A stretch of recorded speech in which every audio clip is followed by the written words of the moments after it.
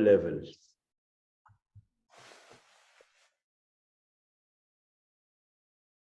So today,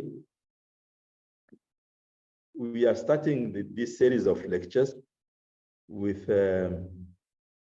Dada Maheshwarananji. We are so happy. We are so happy that you have chosen to join this online course on the African reality and tools to change the world. It is taking place from August 11, today, to 8 October 2023. There will be 28 90-minute each classes by 25 esteemed speakers, lecturers. The class will be via Zoom, as you must have got already the link. And so far, we are 120 people who have registered. So far, we have 120 people who have registered. They are from 9 countries of Africa and 18 other countries around the world. From the Republic Democratic of Congo, we have 13. From Burkina Faso, we have 9. From the Republic of Congo, we have 6. Angola, 6. Togo, 3. Ghana, 3. Ivory Coast, 2. Kenya, 1. Senegal, 1. From Brazil, we have 38. France, we have 7. USA, we have 7. Haiti, 4. Germany, 4. Sweden, 1. Canada, 1. Guatemala, 1. Romania, 1. Italy, 1. Portugal, 1. Bolivia, 1. Puerto Rico, 1. Venezuela, 1. And Bangladesh, 1. Russia, 1 person. Vietnam, 1 person. Switzerland, 1 person. These are the people who are so far. The 25 speakers of this course also come from many countries of Africa and the world. Our speaker today is Dada Maheshwarananda, a yogi monk in Annamarga, activist and writer. He's the author of 6 books, including After Capitalism, Economic Democracy in Action, written in 2012, Cooperative Games for a Cooperative World, written in 2017, and co-authored with Mira Price, Tools to Change the World. This is a study guide based on the progressive utilization theory, or PROUT, in 2019. He has given hundreds of lectures and seminar workshops around the world about social activism and spiritual transformation. He is now the director of the PROUT Research Institute in Asheville, North Carolina, in the USA. It is a pleasure, my dear Dadaji, to welcome you and you all who have come to these conferences.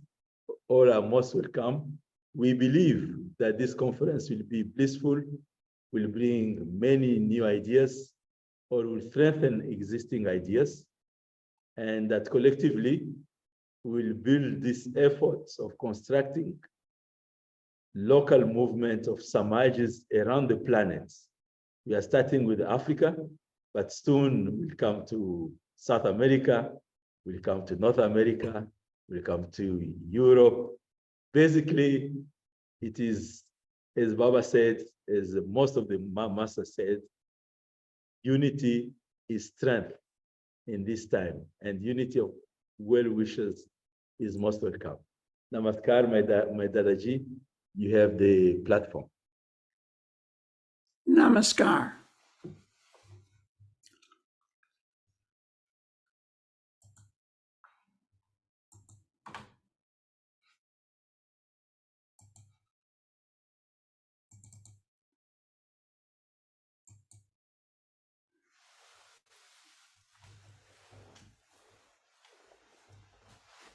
Ishtadeva has not arrived. Is that correct, Adagyanananda? I think so. He's to translate from English to Portuguese. English to Portuguese. I believe he's not yet there. Okay. If If you you find want, a translator, let me know. if you want, I could do it. You won't be able to focus if you do that. Yeah. Wait until he arrives or call him or something. Okay.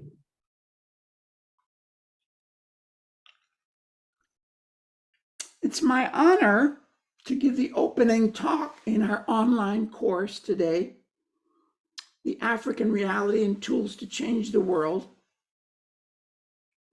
I will introduce some of the ideas that our speakers will focus on.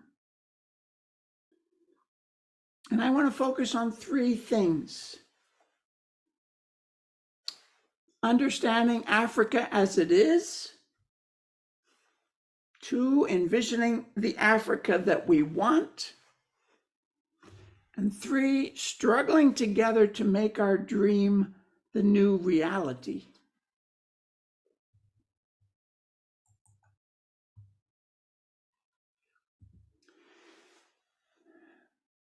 First, please allow me to introduce myself and why I'm so passionate about this topic.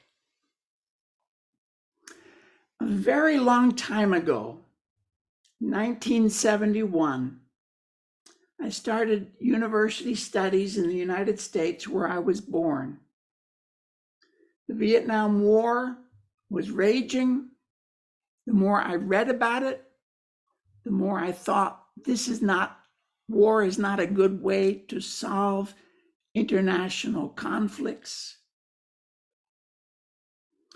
I took part in the protests against the war.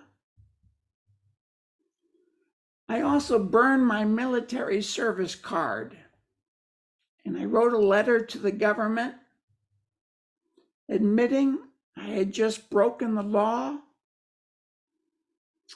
because I did not believe in the war. A friend spent 2 years in prison for that,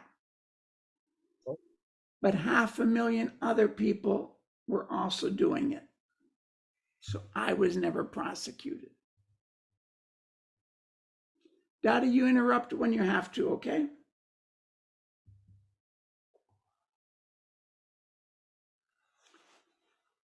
In my bedroom at the university, I hung a poster with these words by Che Guevara, revolutionary who fought in Cuba and in the Congo. He said, at the risk of sounding ridiculous, I would say that the true revolutionary is guided by great feelings of love. I thought, that's what I want to do. I want to change the world as fast as possible, but I want to do it with love. When I was 21, I attended a free yoga class. Back in those days, only hippies and weirdos did yoga. But I was a bit of both. Class was organized by Ananda Marga, which means the path of bliss. I discovered that practicing the postures every day, eating a vegetarian diet, made me feel healthy and full of energy. Fantastic. I began to practice daily meditation too. I started to experience more happiness, more peace, and more love than I ever thought possible. 3 years later, at the age of 24, I flew to India to train as a yogic monk and work somewhere overseas. I had no idea where I was going to be sent. It was scary. First, I had never been out of the United States before. It meant saying goodbye to everyone I'd ever known. It was scary because the training center at that time, an old building outside Varanasi, India, had no electricity, no running water, no toilets. We had a well in the back, and when we had to go, we fertilized the fields. It was very ecological. It was scary too because it meant being celibate for the rest of my life. Frankly, I don't know what I'm going to feel like tomorrow, what to speak of the rest of my life.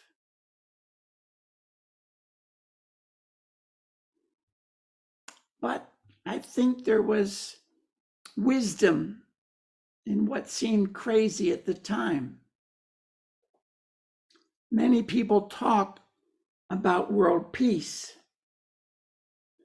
but I think it's important to spend time with people from other countries and other cultures to make world peace.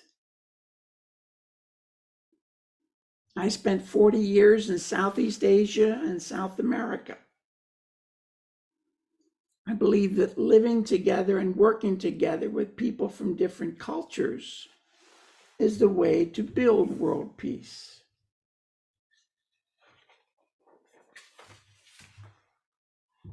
Second, I'm grateful for the experience of poverty in the training center because I'm comfortable. I can go to any village, any slum in the world. I'm comfortable. Being celibate means I can work 24 hours a day, 7 days a week, and go anywhere in the world at any time. The orange color that I wear means service and sacrifice. So the uniform reminds me every day that my life is dedicated in service to humanity.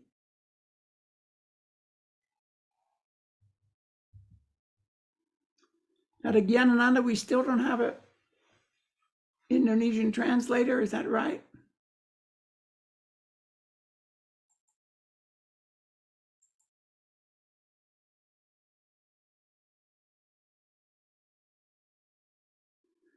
You can click on Spanish, you can listen to him.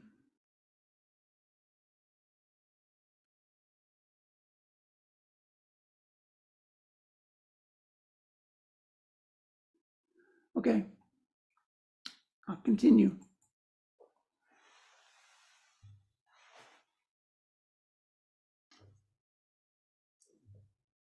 There are more than 2,000 yoga monks and nuns in Ananda Marga, the path of bliss. Our motto is self-realization and service to humanity.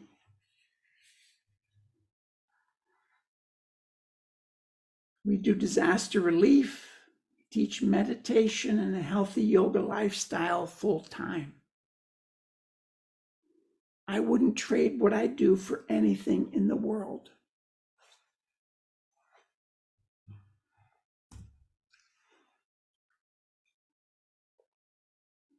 Africa is the cradle of humanity.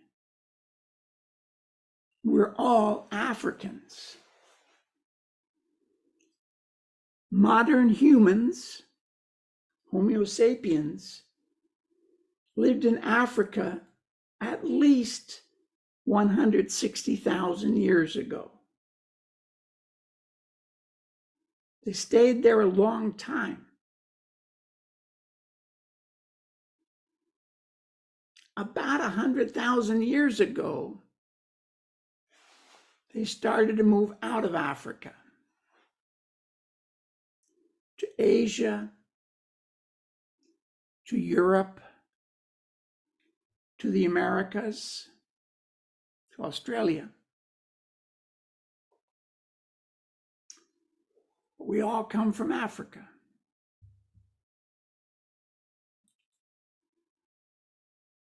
Africa is very rich in natural resources. Africa is very rich in brilliant, creative, hardworking people. Why are so many Africans poor? This is the fundamental question of this course, and how to end that poverty, how to help Africa blossom.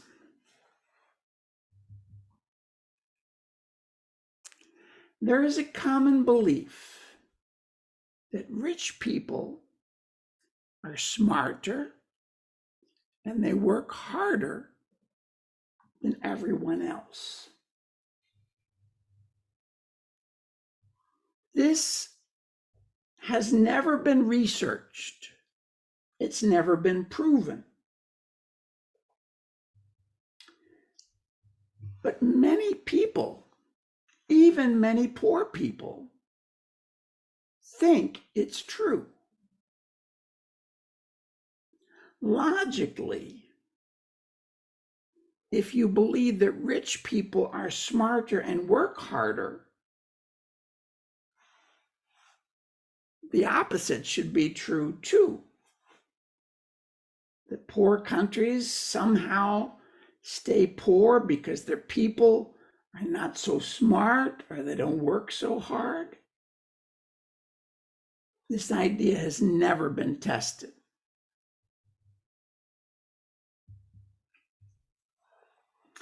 Another myth of capitalism is that anyone can become rich. You'll always hear some amazing stories of a smart person who worked hard and became rich. Some good people have done this. However, for every happy person who did this,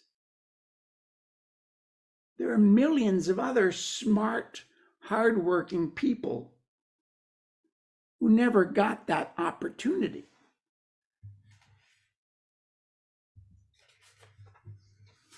The reality is very different. For hundreds of years, the rich countries stole wealth and exploited people in the rest of the world. Great wealth came from the slave trade. From 1500 to 1875, Europeans and Americans kidnapped about 12.5 million people and carried them in chains across the Atlantic Ocean. They robbed these Africans of their humanity. Their children were made slaves too. They were not allowed to remember their culture, their language, or their religion, destroyed. Slave labor in the plantations and the mines of the Americas made some white people very rich, helped to finance the Industrial Revolution.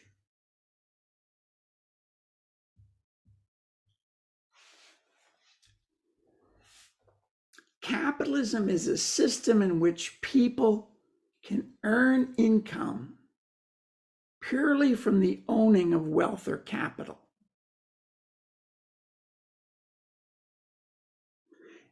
Though slavery's ended, and global capitalism has changed, it's still unjust. It's still based on profit, selfishness, and greed. Capitalism excludes more people than it benefits. The more money you have, the more money you earn, often without lifting a finger. No, rich people are not by nature smarter than everyone else. Many rich people don't work at all. This book, Capitalism in the 21st Century, by the French economist Thomas Piketty, focuses on how increasing the concentration of wealth is breaking apart our society.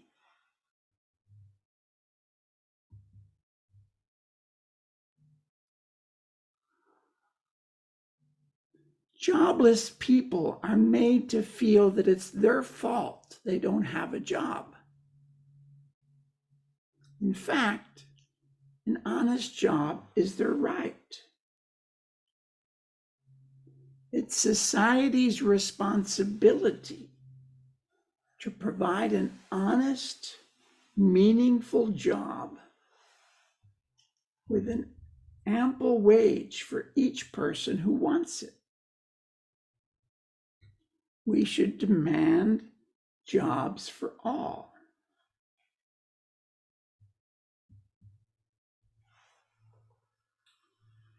$257 million Africans, 20%, suffer from hunger and famine. At the same time, the world produces enough food to feed 10 billion people, more than our current population.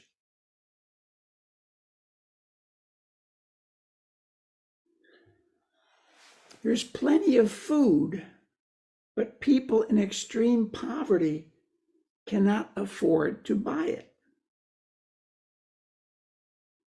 The simple reason that there's hunger and that people die from hunger is because saving lives and feeding everyone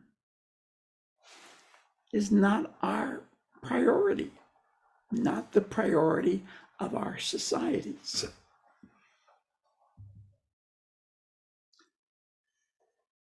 $734 million Africans live in extreme poverty. That's $1.90 or less per day. To end extreme poverty would cost $175 billion every year. But that's only 10% of what is spent on arms and military. I think we would need less arms and military if we ended poverty.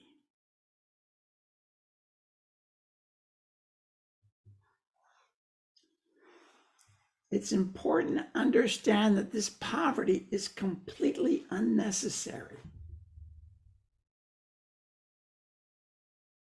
We just have to make it our priority. This statistic in the United States, 550,000 people are homeless every night. At the same time, there are 6 empty houses for each homeless person.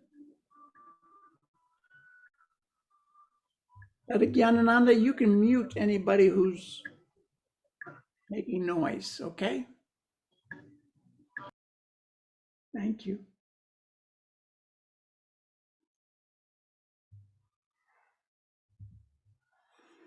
Capitalism isn't working.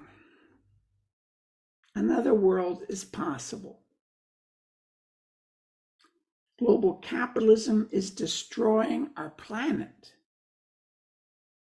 Now we have to consider an alternative model.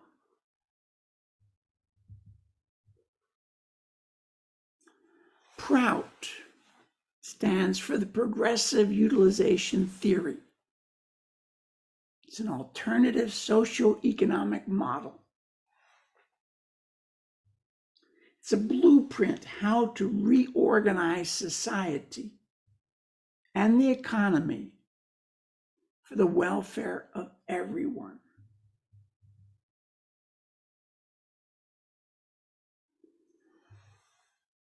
It's designed to benefit every region of the world and the people who live there,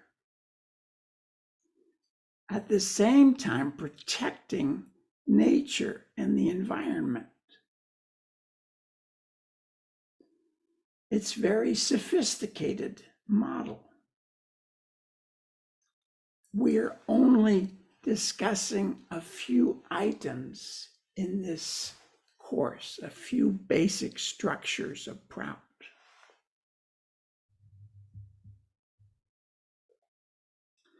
PROUT is based on economic self-reliance of every country, every region,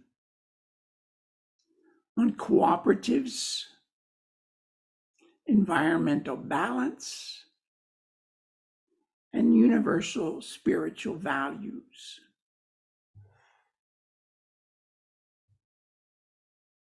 It's important to understand that PROUT is not a rigid mold to be imposed on any society. Instead, PROUT is a holistic set of dynamic principles that can be applied to help any area prosper in an ecological way.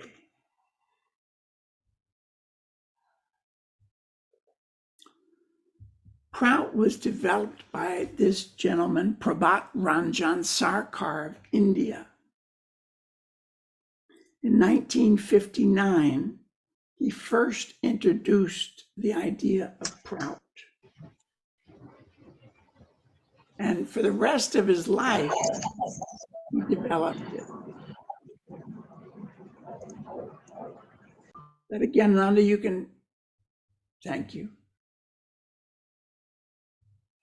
Yes, I'm looking here, but I think they closed already.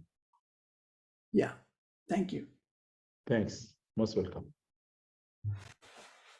Prabhat Ranjan Sarkar was in prison for 7 years because of his stand against corruption, the caste system, and the exploitation of women. I met him for the first time in his prison cell for 20 minutes. I got to visit him. I felt unconditional love and compassion more than I've ever felt from anyone. His compassion is why he made PROUT, to help everyone with a higher quality of life.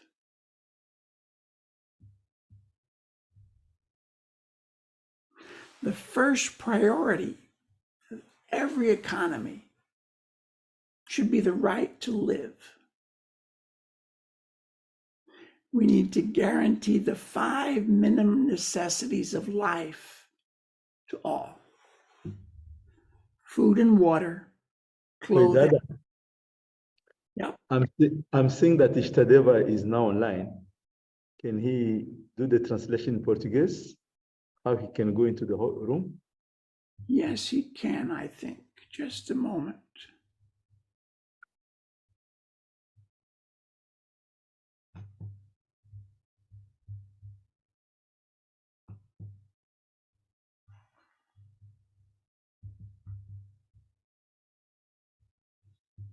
Just a moment, please. Is his name in this group? Is it Ishtadeva or what? Yes, Ishtadeva. I'm looking for him. Just a moment. Ishtadeva. Yes, brother, welcome. Thank you, Dadaji. I'm not. See if I can find you, though. That's the problem. There's so many people here. I'm looking. Dada, it's under Dada Gyanananda's name in the participants list. Okay.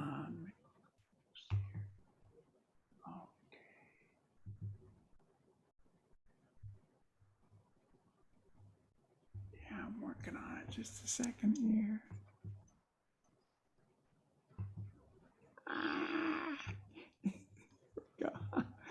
Yes, okay. All right.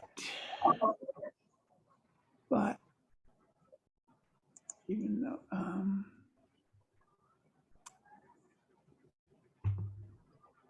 1 second.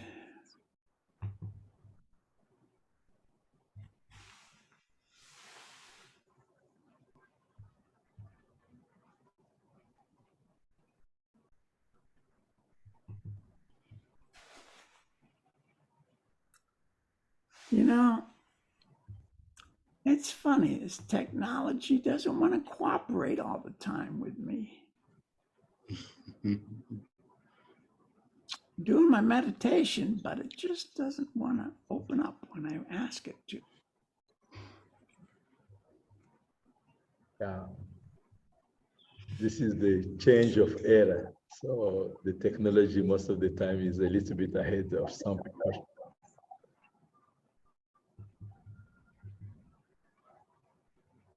There we go.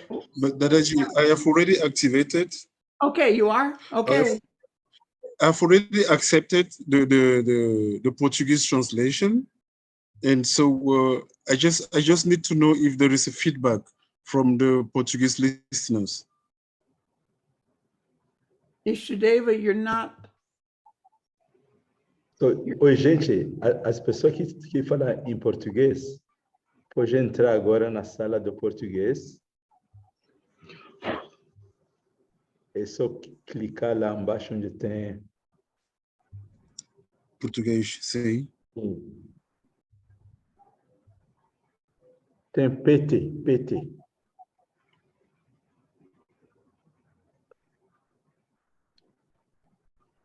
Entendeu? Se você pode falar, Sim. eu vou escutar aqui. Eu vou escutar. Alô, Dada, não percebi. Sim, eu te escuto. Ah, tá bem, tá bem.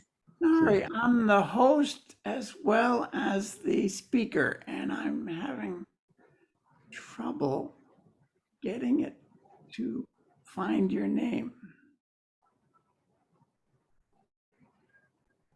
Nope, I still don't see you, Ishtadeva. I can't find you in the list of possible people.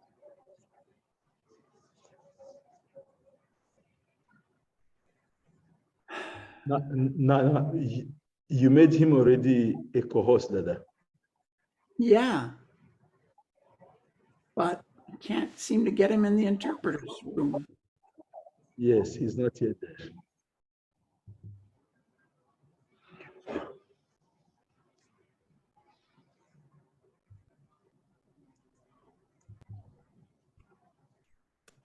So they will activate your mic.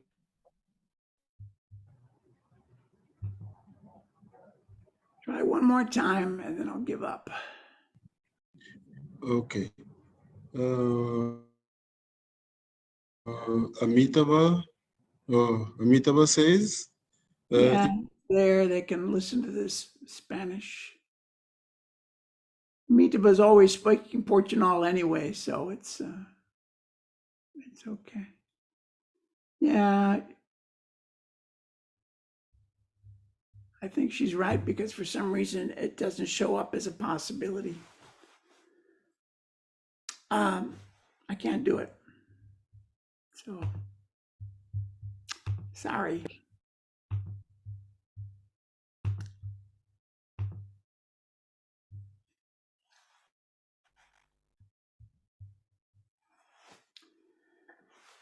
Cooperatives are a path to full employment. Podes ouvir? No. Just a second, let me get a call yet to the sister Shigapir and if she can. Hi, it's here. If you want to put me as table, I can try while you are in the lecture.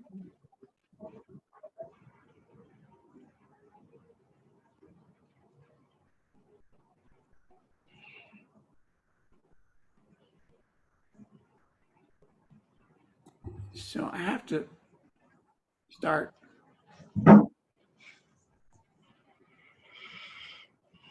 Cooperatives allow all the workers to own the enterprise. They're producer cooperatives, consumer cooperatives, farming cooperatives, and cooperative banks. Prout believes it's a fundamental right of workers to own and manage their own enterprises. There are three requirements for cooperatives to succeed. First is honest, trustworthy leaders. Second, strict, transparent accounting. And third, acceptance by the community.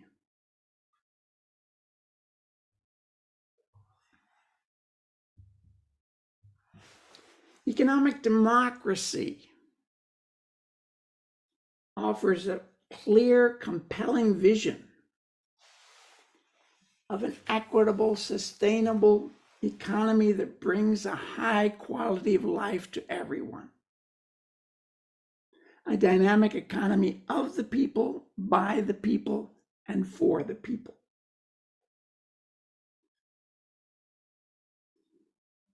Profit making, rejecting profit making as the goal of the economy. Prout bases its economic policy on meeting the actual needs of the people.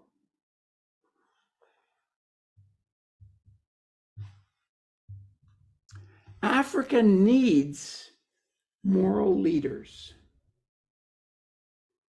Anyone can become a sacrificing moral leader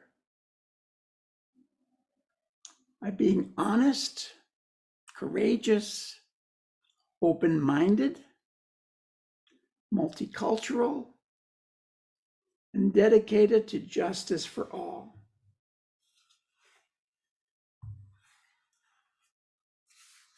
We need a lifestyle for the planet.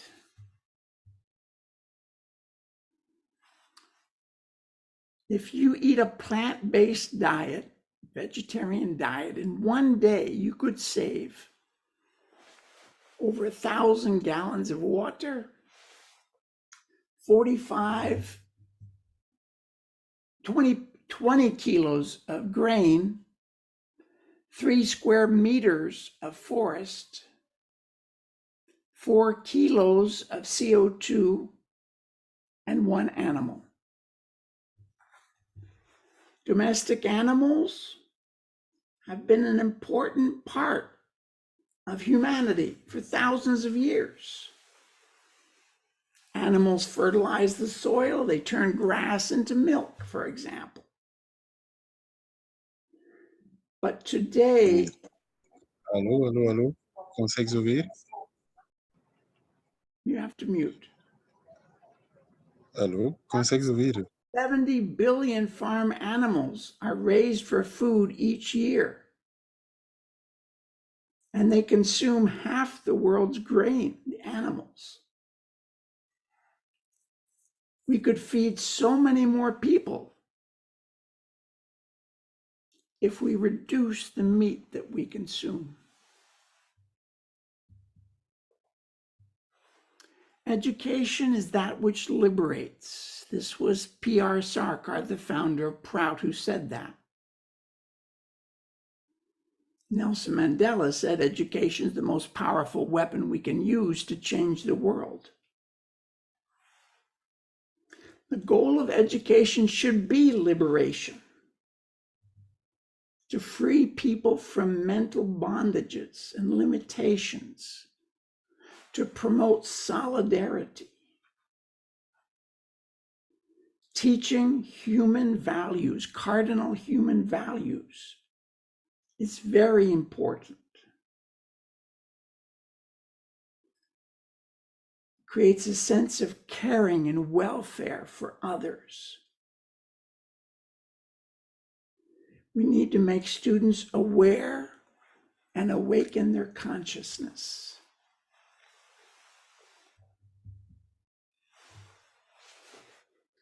Our culture is our strength.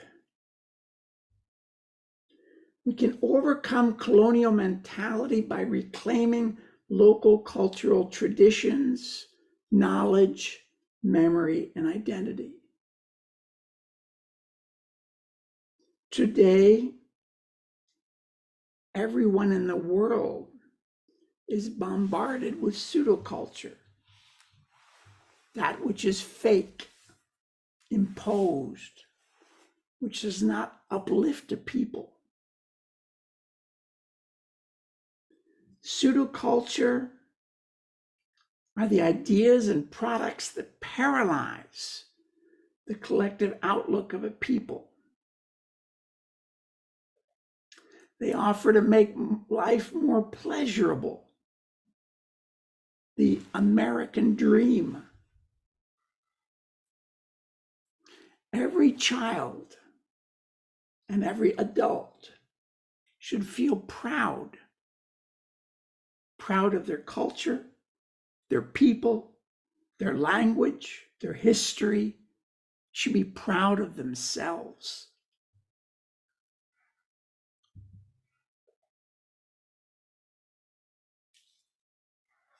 Indigenous spirituality throughout Africa and the rest of the world revolves around nature. Indigenous people do not believe that the land belongs to me, like the Europeans and Americans. They believe that they belong to the land. They feel intimately connected with their environment, physically and spiritually.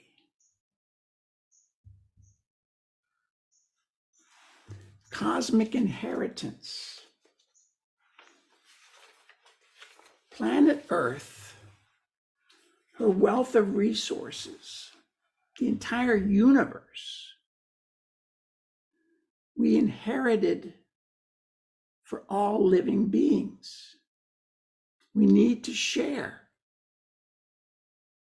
Collectively, like sisters and brothers in a human family, we have a duty to utilize and distribute fairly the world's resources for the welfare of all. Crowd encourages biodiversity and natural habitats through reforestation, control of pollution, and efforts to reduce greenhouse gases.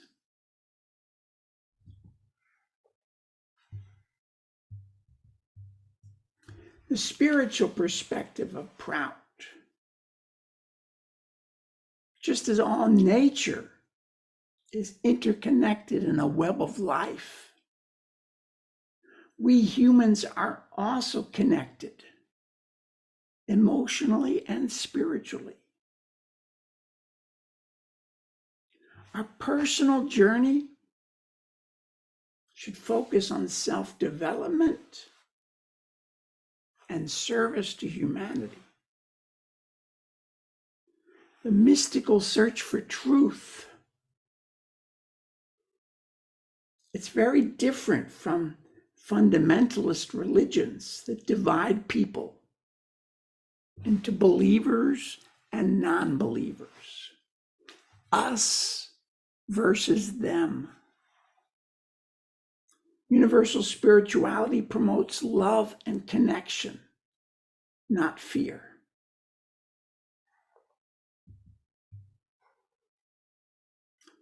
Unique to the Prout model is that it recognizes physical, mental, and spiritual qualities of humans and natural resources.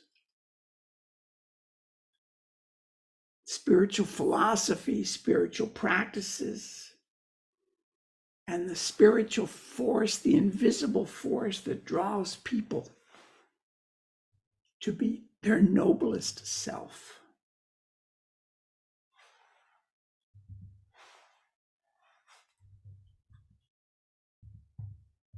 Another world is possible. Another world is coming. Another world is reality. Together, nothing's impossible. Together, we can change the world.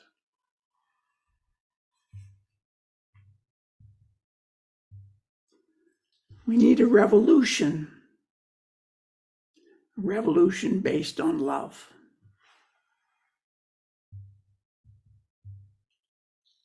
The world needs you, courageous women and men who speak the truth, who live your values, who serve humanity and the earth. The world needs you.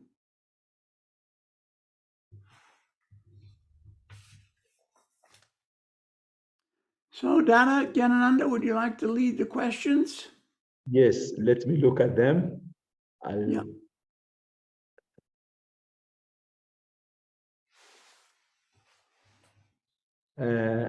Ajavon is asking when this revolution will start. When should this revolution start? Today.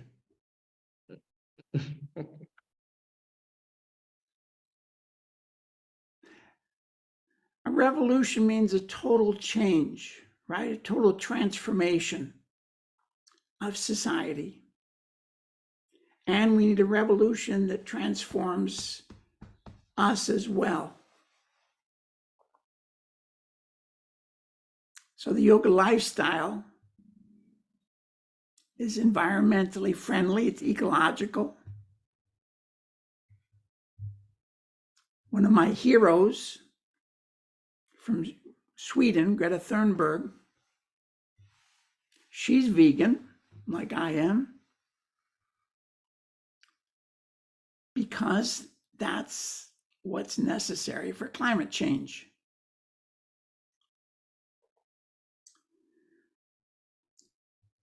Capitalism has a funny word, economic freedom. Freedom is a very positive word. But when they call it economic freedom, it means freedom for the very rich people to accumulate maximum wealth and not have to pay anything else. Reduce taxes, reduce regulations. So that's not freedom for everybody, that's just freedom for them to get rich. We need a revolution based on love. We need it now. So next question. The next question is from Lila Vati from Germany. She's asking, how can Prout deal with environmental problems and the consequences of climate changes?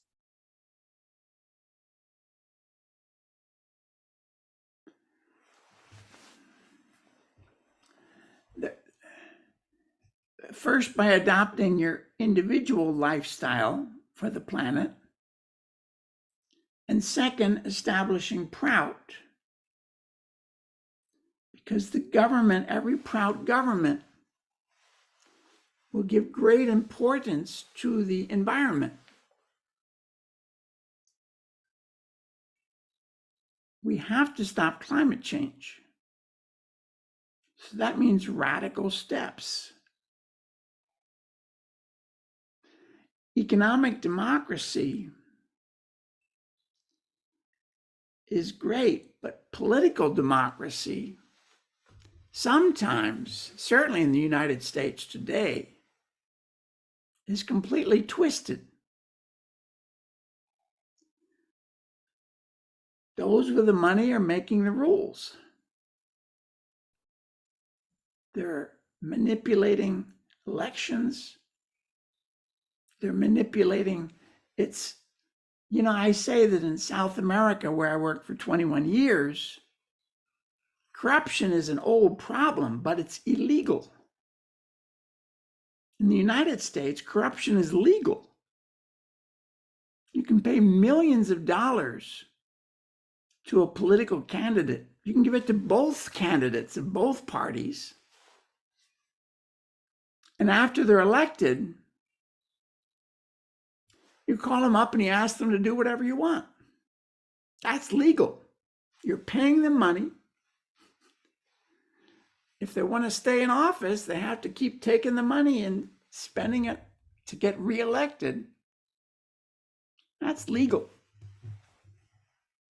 Citizens United was the law passed that. Exactly. It's a sophisticated way of corruption. So the question from Prakash from the US, he wrote a recommendation asking people to add as we come from many countries, it would be wonderful if we put the country where we live or born after our names. So just a suggestion for us to get to know each other and get to see where we come from Prakash from the US. Japa is asking a question. Is imperialism or corruption the most significant obstacle to the African recovery? It's a great question. Obviously, both are problems. Neocolonialism, you know, before the countries invaded Africa, kidnapped their people, conquered Africa. But then when they gave independence after World War II, economically, they continued to exploit Africa. And Dada Gyanananda will explain this tomorrow.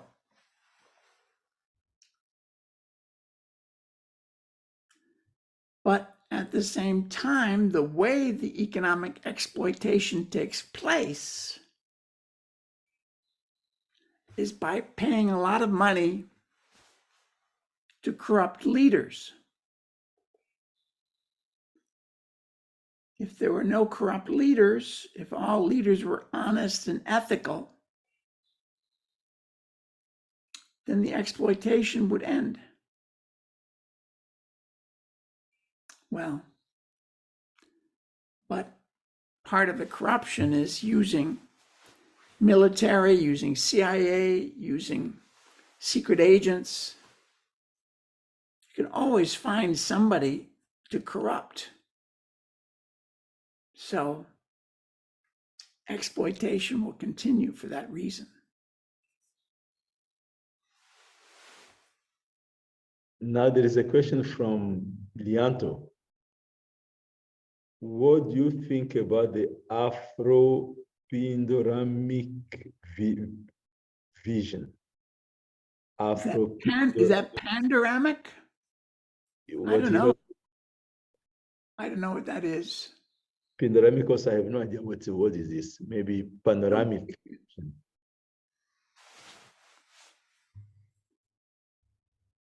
Lianto, maybe you can make your question more understandable for our trainer today to be able to give you the proper answer.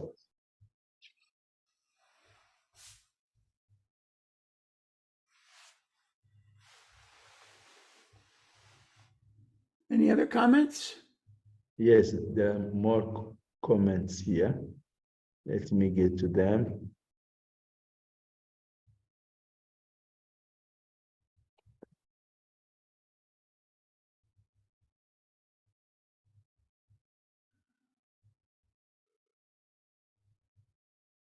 Well, somebody is asking a question, more of information. I have talked to one farmer and he was telling that animals, unlike the crops, are less dependent on seasonal weather. Again? I have talked to one farmer Yeah.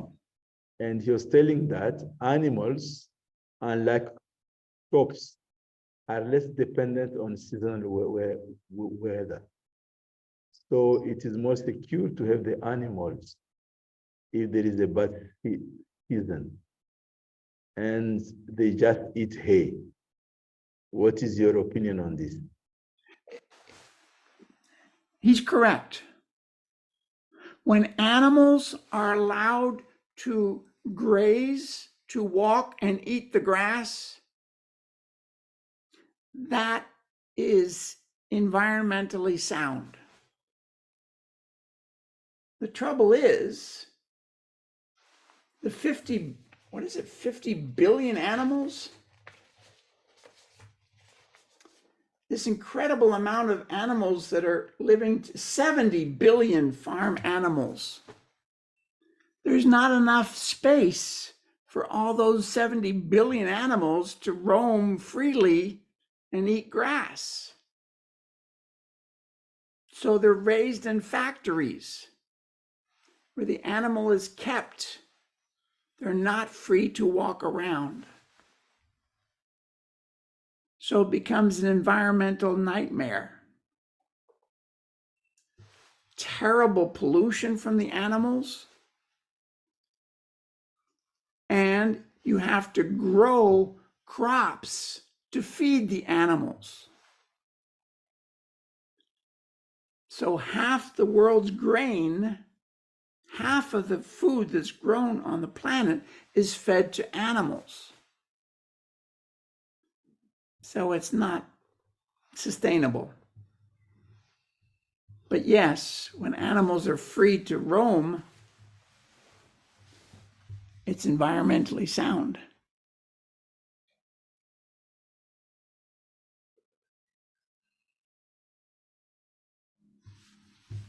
Yes. Avadotikan and Ridi also replied in the same line to this in the chats. Yeah. The farmer's correct. At some places in the world, the steppes and the tundra area, the land is very poor and it can only grow grass. Therefore, they can only raise cattle and very limited farming. Right. Okay. Marcela Tavares has written a lot on this pindoramic issue. She says that the designation of Quilombola, Black and indigenous people, as Afro-Pindoramic is a suggestion by the Quilombola leader and writer Antonio Bispo dos Santos. The term Pindoramico, linked to the name, to the land by the Tupi people, replaces the term indigenous used by the colonizer. The Pindoramic is for indigenous. The proposal has its fundamental points: the exchange of knowledge between masters and masters of art, of popular traditions, and the universal community. University community. Through the presence and protagonism of experts from different ethnic groups, indigenous people, people of Saint Black Quilombolas, developing activities such as conversation circles, workshops, courses, etc. in a transversal, multidisciplinary, decolonizing way. in order to value traditional knowledge in epistemological continuity with academic knowledge. Production of thought by the community themselves will be adopted, such as, for example, bilingual books produced by the Mashakali indigenous people. It is intended to promote the exercise of interaction between the theory and practice, aiming at the decolonization of knowledge, since the cultures of traditional people and community and the knowledge are not widespread in university spaces and society, in a broad way, making it possible to greater visibility of the ethnic cultural diversity present in Brazil. Yes, I loved reading and meeting the Quilombos of Brazil. These are where slaves escaped and in the wilderness built incredible communities, some with hundreds of people. And of course, the idea of matching traditional wisdom, Paulo Freire's idea. Everybody has intelligence. It's just different kinds of intelligence. A farmer, a fisherman, all kinds of workers have so much knowledge. I remember Leonardo Boff in Brazil used to say that I wish that the next Minister of Finance of Brazil was a mother from the favela, from the slum, because she knows how to manage a family with very little money. So, yes, it's very important to recognize wisdom. Indigenous people in the North America have the same problem. They disagree what words to use for themselves. Native peoples, Native American peoples, First Nations, Indians, all these different terms are used by the same people. And they don't all agree on which is the best term to be called. But yes, it's very important that we respect all knowledge, all wisdom, and combine it with science, that science should be discovering the ancient wisdom. Okay, our time is up. Yes, there is one comment more from the two comments more. Karuna from the US is asking if there is any recommendation of books, musicals, or movies about Africa or written by Africans. It's a good question. Yes. We'll try to answer that in future sessions. Yes, In the tomorrow. meantime, I'm going to recommend a book, which is Tools to Change the World.